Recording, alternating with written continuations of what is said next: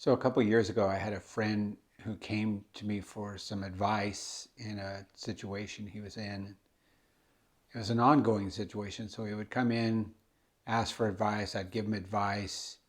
He would go out and do exactly the opposite, and then he would come back and say things had gotten worse. And it kind of became this running joke that every time he asked for advice, he was just not going to do it. He would do the opposite.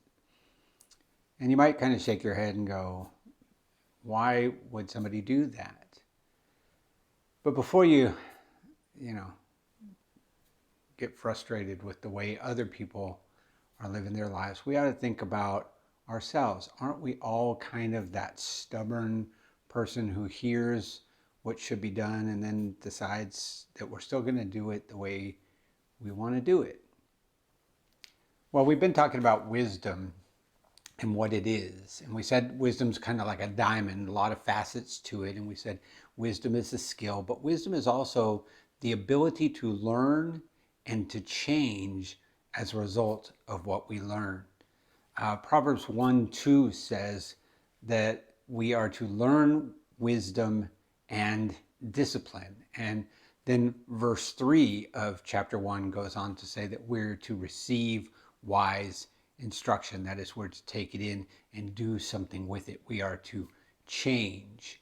Wisdom really is about being trained in that way, training the mind to gain more understanding, but also to put that into practice. And when we do wrong, to change when necessary. A major component of wisdom is adaptation, the adapting of our minds to new information and the adapting of our lives to change when things are going wrong.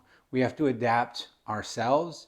We have to adapt when other people correct us as well.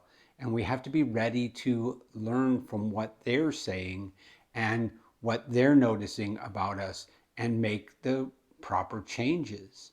Also, when God corrects us and when God disciplines us, it says that God loves us. That's what Hebrews says, and that's why he disciplines his children.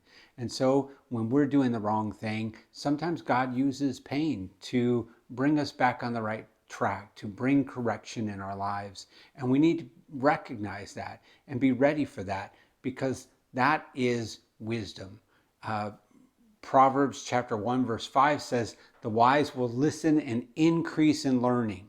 So we need that discipline to constantly increase in learning, but also that the wise will accept correction as a way of life.